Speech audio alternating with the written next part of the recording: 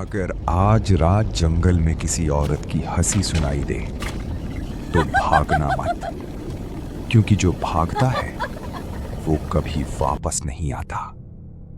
गांव के बूढ़े चौकीदार ने यह कहते हुए दरवाजा बंद कर लिया, लेकिन रुद्र हंस पड़ा।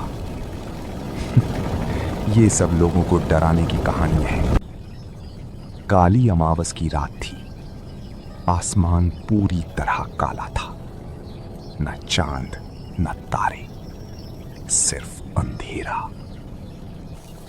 रुद्र, विवान और अनाया हाथों में कैमरा और टॉर्च लेकर उस जंगल की तरफ बढ़ रहे थे जहां पिछले कई सालों से लोग गायब हो रहे थे। जैसे ही वे जंगल के अंदर पहुंचे, तीनों के फोन अपने आप बंद हो गए। ठंडी हवा अचानक चीख जैसी सुनाई देने लगी। अनाया रुक गई।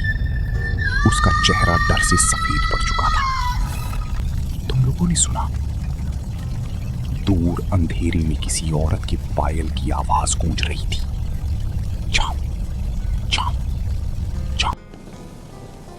विवान ने टॉर्च घुमाई और अगले ही पल पेड़ों के बीच एक औरत दिखाई दी। सफेद साड़ी, खुले बाल और चेहरा पूरी तरह जला हुआ।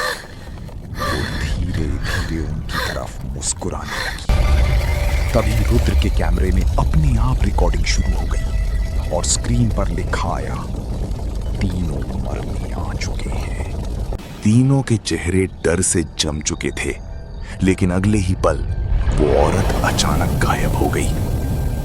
ये कहां गई? अनाया कांपती आवाज में बोली। तभी जंगल के अंदर से पतंग में कुछ गिरने की आवाज आई। छपाक। रुद्र और विवान टॉर्च लेकर आवाज की तरफ बढ़े। कुछ दूर जाकर उन्हें एक पुराना कुआं दिखाई दिया। उसके चारों तरफ राख बिखरी थी, जैसे वहां किसी ने तंत्र मंत्र किया हो। अचानक कुएं के अंदर से किसी औरत की धीमी आवाज आई, मुझे बाहर निकालो। अनाया डर कर पीछे हट गई, लेकिन विवान हंसते हुए कुएं के पास गया। कौन है नीचे? उसने जैसे ही अंदर झांका, उसका चेहरा सफेद पड़ गया। कुएं के अंदर हजारों आंखें चमक रही थी। तभी कुएं से एक लंबा काला हाथ बाहर निकला और उसकी टांग पकड़ ली। रुद्र, बचाओ! रुद्र ने पूरी ताकत से उसे खींचा, लेकिन जब विवान बाहर आया, उसकी गर्दन पर नाखूनों के ताजा निशान थे और उसके कान के पास कोई फुसफुसाया, अब ये हमारा है। तीनों जान बचाकर जंगल में भागने लगे, लेकिन रास्ता खत्म ही नहीं हो रहा था। जहां भी जाते वही पेड़, वही अंधेरा। अचानक सामने एक टूटा हुआ मंदिर दिखाई दिया। उसके दरवाजे पर खून से लिखा था, काली अमावस पर प्रवेश मना है।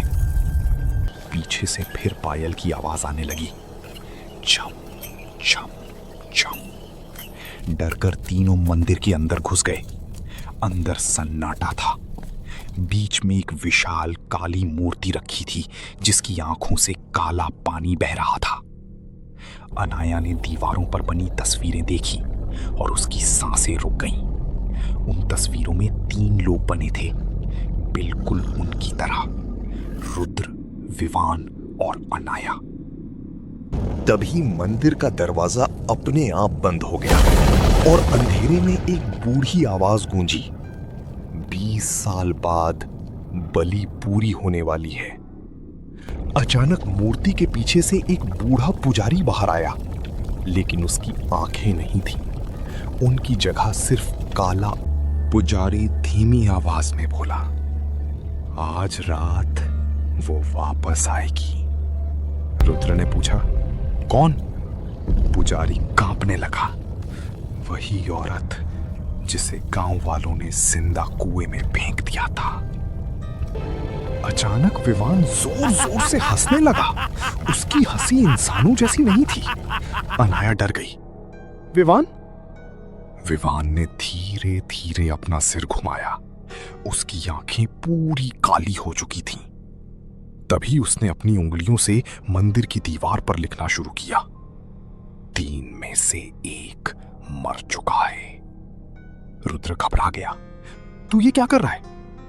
लेकिन अगले ही पल विवान ने अपना सिर दीवार पर पटकना शुरू कर दिया। धड़ाम धड़ाम धड़ाम। उसके माथे से खून बहने लगा और अचानक उसके मुंह से वही औरत बोली, अब अगली बारी अनाया की है। तभी मंदिर की सारी मोमबत्तियां बुझ गईं और अंधेरे में सिर्फ 2 लाल आंखें चमकने लगी। पूरा मंदिर चीखों से गूंज रहा था। रुद्र ने अनाया का हाथ पकड़ा और बाहर भागा, लेकिन जंगल अब पहले जैसा नहीं था। पेड़ों पर लाशें लटक रही थीं, हर लाश की आंखें खुली थीं। अचानक सामने वही जली हुई औरत दिखाई दी। उसका शरीर हवा में तैर रहा था। वो मुस्कुराई, 20 साल पहले मेरे बच्चे को मार दिया गया था। अब हर काली अमावस पर 3 जानें मेरी होंगी। तभी अनाया जोर से चीखी। उसके पैरों के नीचे जमीन टूट गई। वो सीधे उसी कुएं में गिरने लगी। रुद्र ने उसका हाथ पकड़ लिया, लेकिन कुएं के अंदर हजारों हाथ अनाया को नीचे खींच रहे थे। अनाया रोने लगी, रुद्र मुझे मत छोड़ना। तभी पीछे से विवान की आवाज आई, अगर इसे बचाया तो तू मर जाएगा। रुद्र की आंखों में आंसू आ गए, लेकिन अगले ही पल उसने अनाया का हाथ छोड़ दिया।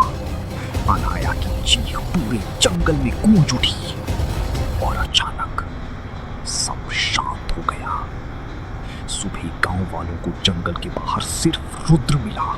उसके बाल पूरी तरह सफेद हो चुके थे, लेकिन सबसे डरावनी बात ये थी, उसकी परछाई उसके साथ नहीं थी।